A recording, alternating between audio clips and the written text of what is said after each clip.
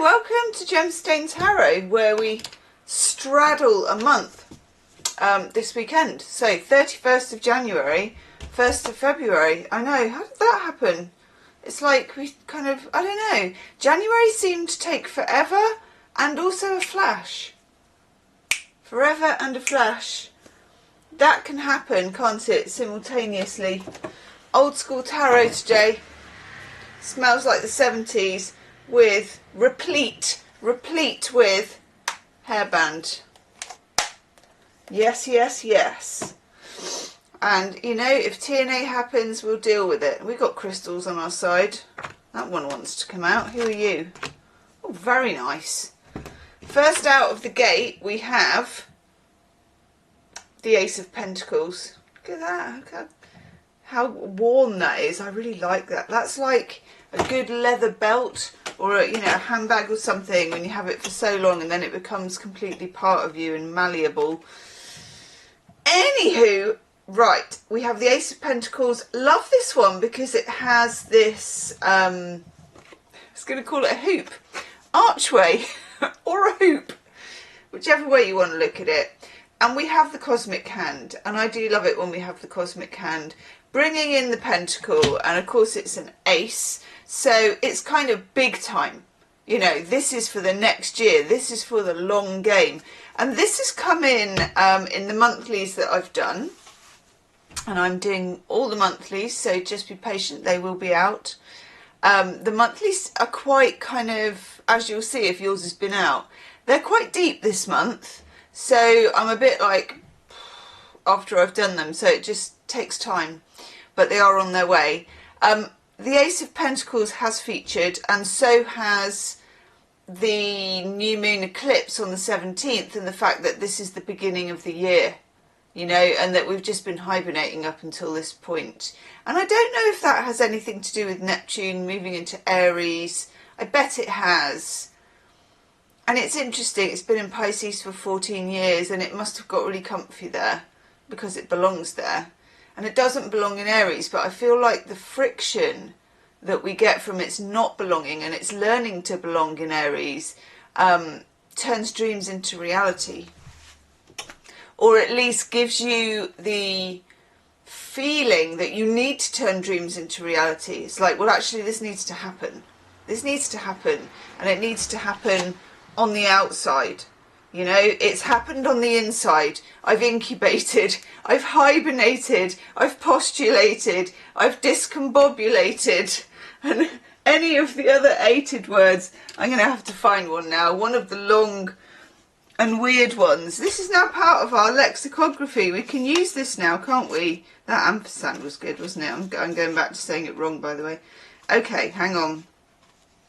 Hang on. Where was it? Oh, here we are.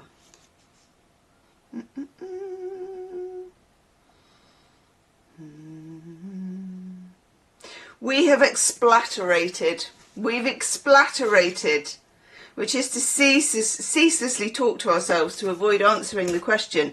Okay, now the question is like landed on our plate, as T.S. Eliot would say. Time to bite the coin, time to get it out there, time to go through the hoop and see what's on the other side. Shameless plug for one of my pick a card readings, timeless ones. Choose a life path. It's in the description box if you want to try it. You choose from 3 paths. It's a good one as well. Well, they're all good actually. I can hear possibly crows. Oh no, it's seagulls. God, that is a massive seagull. That is a classic, big, very clean looking. You know when you think seagull, you think, don't you? Christ. But that's not. This is pristine, big, well-fed, bad boy of a seagull. They're fighting over something. It's bound to be a bin. I know, that's just the way it is. Cripes. You and you. It's a lot. Woo. At the bottom of the deck, we've got the Magician, who wants to be seen and heard and wants us to transmute and transform. And this came up for possibly Virgo, alchemy. But it goes for everybody. Transmute, transform, as above, so below. That's what the magician is. And there he is, staying alive. Yep. It's a feeling of bringing something down into reality, of digging something up into reality, and then examining it in reality. And it could be it could be that it's, you know, a hidden truth that you've had for a while. It could be it's something about a relationship you've been trying to bury for ages. It could be an anger that you haven't been able to access. I know. Then we get the Death card. Really old school. I mean, how old school? These could be in a film, these cards, because they're 50 years old. 50. They're over 50. I know. I think this pack is 1970, if I'm not wrong. And I love the patterner. I love this sort of worn out kind of, I don't know. There's just something very right about it. And this is the Grim Reaper. I mean, this is like, this is hardcore, the Death card. Scorpio, but also, and I don't like this sentiment, but it's that life is short.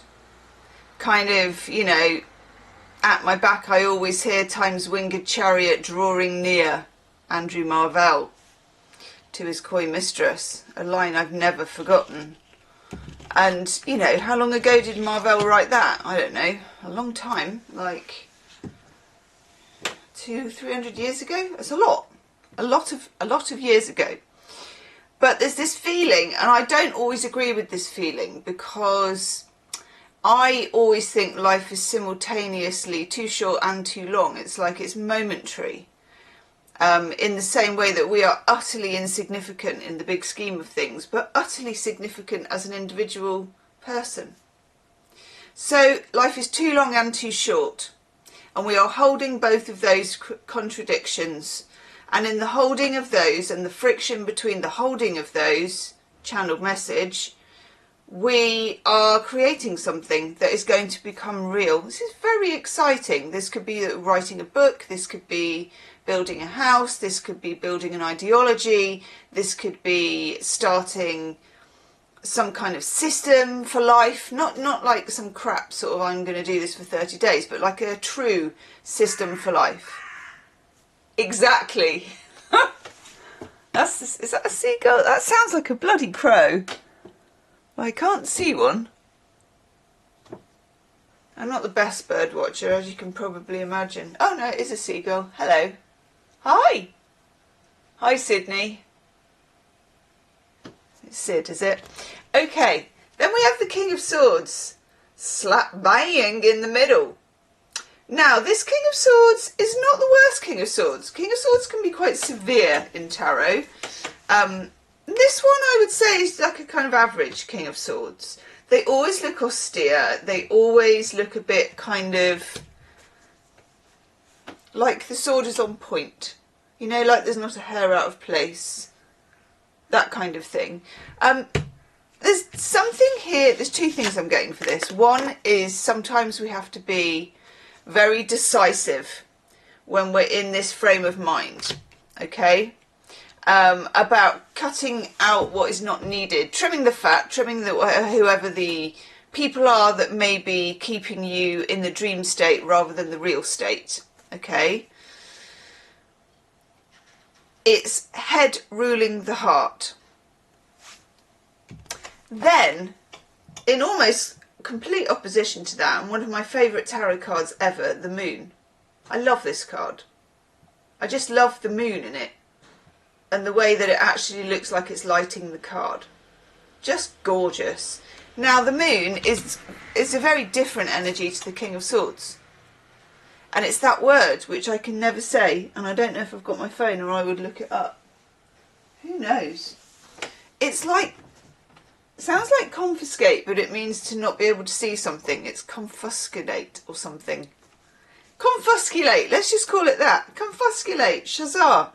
In other words, you can't see, it's subliminal, it's subconscious. So when the moon turns up in the tarot, and it changes as a reader, you know, cards evolve and change depending on the phase of you and your relationship with the tarot, which is something very interesting. And probably why I never get it together to make a tarot course, because obviously you can learn the cards. You can learn the cards like I did in the beginning when I got a colouring book, and I coloured in lots of tarot cards, which was a really good way of learning things. But once I'd learned the cards out of a book, and then I'd sort of done lots of readings, it's layer on layer on layer on layer of experience, in the same way that it is with anyone who's an artisan with something. And with tarot, what I've noticed is you have all the stock meanings, and then you have the evolution of your interaction with the cards. And my relationship with the moon as a tarot reader recently, in the last, I say recently, 2 years or so, is that it's been turning up as a non-answer. So in other words, I've had a spread that's a bit like this. So if you look at this, because we've got the technology, I mean, I can't get the cards straight, but let's face it, that's never going to be my strong point. Let's make sure the magician gets a look in.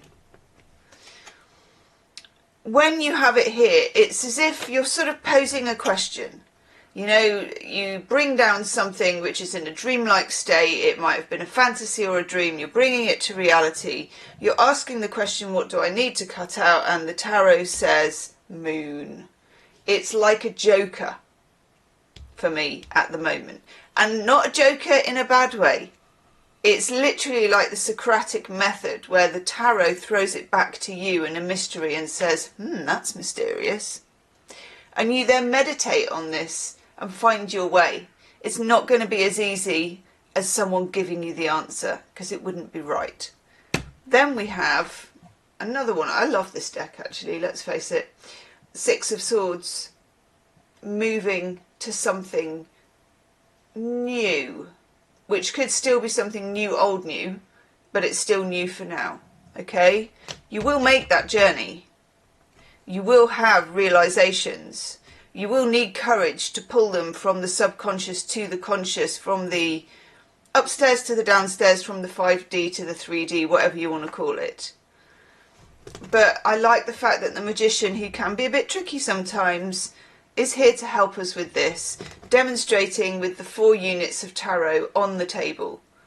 The sword, the wand, the pentacle, the cup. I can never normally remember those. I can remember them, but they don't ever come to mind. Woof. That was a big one, as the actress said to the bishop. Leave me a comment, and I'll see you soon. Namaste.